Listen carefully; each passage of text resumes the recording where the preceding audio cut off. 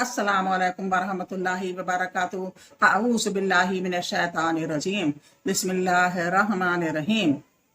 Rabbi इश्रह ली सदरी वयस्सिर ली अमरी वहलुल उक़दतम मिन लिसानी यफ़क़हू क़ौली। ऐ अल्लाह ताला तू मेरा सीना खोल दे, मेरे लिए मेरा काम आसान कर दे, मेरी जुबान की गिरह खोल दे ताकि लोग मेरी बात समझ पाएं। अल्लाहुम्मा सल्लि अला मुहम्मद व अला आलि मुहम्मद। इस्लामी तारीख में आज आमुल हुस्न यानी गम के साल का जिक्र है। मोहम्मद सल्लल्लाहु अलैहि वसल्लम की ज़िंदगी में एक साल गम आया था जब कि दो लोगों की, उनके बहुत ही करीबियों की वफात हो गई थी। एक उनके चचा अबू तालिब और उनकी बहुत ही प्यारी बीबी खदीजा की। आप सुनिए, इंशाअल्लाह कुछ नॉलेज आएगी।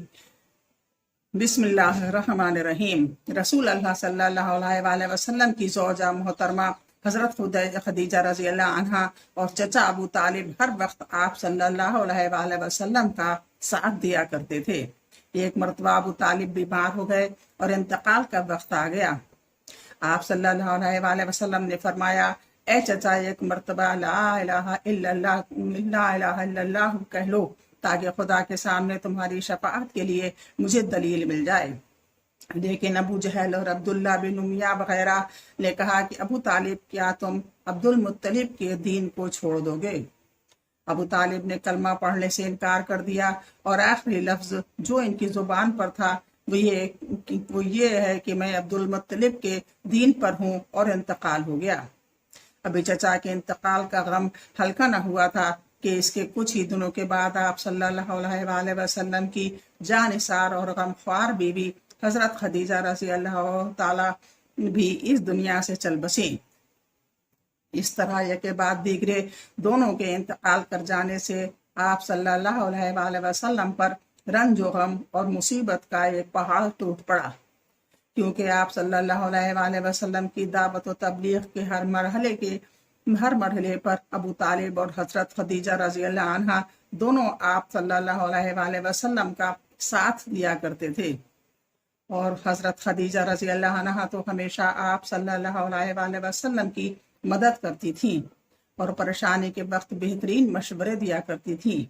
इसलिए दोनों का एक साल में इंतकाल कर जाना आप सल्लल्लाहु अलैहि वसल्लम के लिए बड़ा हादसा था। इसी वजह से आप सल्लल्लाहु अलैहि वसल्लम ने इस साल का नाम आमुल हुस्न यानी गम का साल रखा। अल्लाह की कुदरत। समंदरी मछली। जिस तरह अल्लाह ताला ने हमारे लिए ज़मीन पर बेशुमार ग़ज़ाएं पैदा फरमाई, इसी तरह समंदर में बेशुमार किस्म की मछलियों को हमारी ग़ज़ा बना दिया। लोग हज़ारों साल से समुद्री मछलियों का शिकार करके अपनी ग़ज़ा हासिल कर रहे हैं, लेकिन आज तक मछलियाँ ख़त्म न हुई। और अजीब बात यह है कि खारे और मीठे समंदर की मछलियों के जायके में कोई ख़ास फ़र्क नहीं होता। बेशक अल्लाह ताला की कुदरत है और बंदों पर इसकी बड़ी इनायत है जिसने इनके लिए मछली जैसी अहम ग़ज़ा का इंतज़ाम फरमाया। एक फ़र्ज़ के बारे में सच्ची गवाही देना। कुरान में अल्लाह ताला फरमाता है, हे ईमान वालों, इंसाफ पर कायम रहो और अल्लाह के लिए गवाही दो, चाहे वो तुम्हारी ज़ात, वालिदैन और रिश्तेदारों के खिलाफ ही क्यों ना हो। खुलासा सच्ची गवाही देना और झूठी गवाही देने से बचना ज़रूरी है। सूरह निसा 135 आयत। सूरह निसा की 135 आयत। एक सुन्नत के बारे में। बैतुल खुला जाने का तरीक़ा। रसूल अल्लाह सल्लल्लाहु अलैहि वसल्लम जब इस्तंजा के लिए तशरीफ़ ले जाते तो चप्पल पहन लेते और सर को ढांप लेते।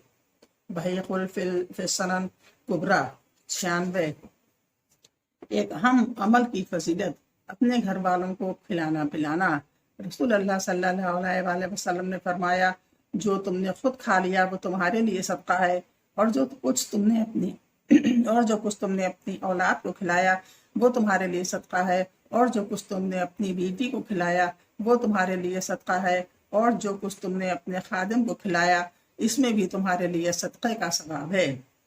मसंद अहमद 16727। एक गुनाह के बारे में।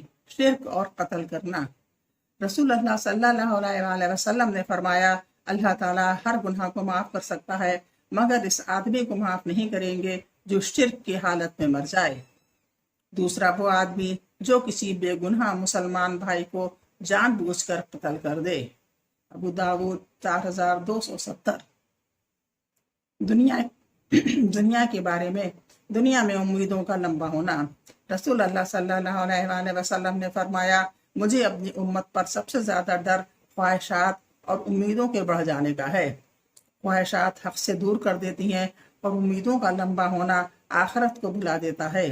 یہ دنیا بھی چل رہی ہے اور ہر دن دور ہوتی جا رہی ہے، اور آخرت بھی چل رہی ہے اور ہر دن قریب ہوتی جا رہی ہے، یعنی ہر وقت زندگی کم ہوتی جا رہی ہے اور موت قریب آ رہی ہے۔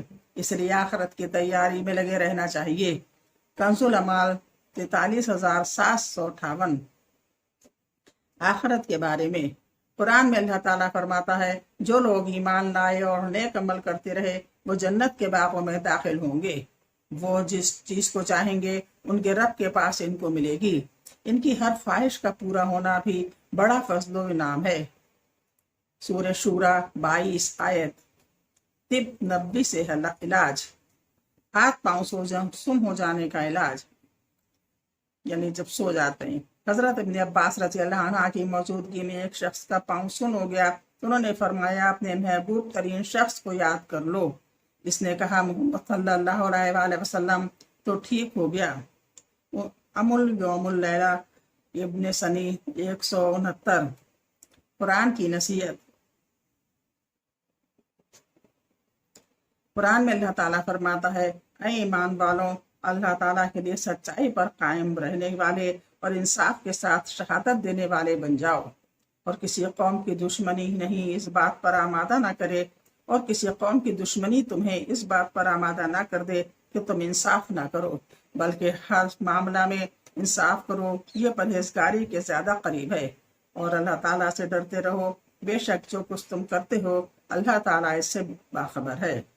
سورہ مائدہ 8 آیت۔ سورہ مائدہ کی 8 آیت میں ہے۔ اللہ تعالیٰ سے ڈرتے رہیے، اللہ تعالیٰ کے رسول صلی اللہ علیہ وسلم کی اتباع کیجیے اور دین پر چلتے رہیے۔ انشاءاللہ ساری مشکلیں آسان ہو جائیں گی اور کوئی بھی ہمیں غم نہ ہوگا۔ جب ہم زیادہ امیدیں پالتے رہتے ہیں تو ہمیں افسوس بھی ہوتا ہے، ہر وقت ہمیں اپنی ایک امید کے پورا ہونے کا ڈر ہوتا ہے، کہیں ایسا نہ ہو کہ یہ امید ہماری پوری نہ ہو اور ہم غم سے نڈھال ہو جائیں۔ اس لیے ہر چیز جو بھی ہو گئی تو بھی اللہ کا شکر، اور نہ ہوئی تو پھر اللہ کا شکر کہ کیا پتہ یہ ہمارے لیے بری ثابت ہوتی۔ اللہ سے ڈریے، اللہ اور رسول کا کہنا مانیے، ان کی اتباع کیجیے، انشاءاللہ ساری مشکلیں آسان ہو جائیں گی۔ اللہ حافظ۔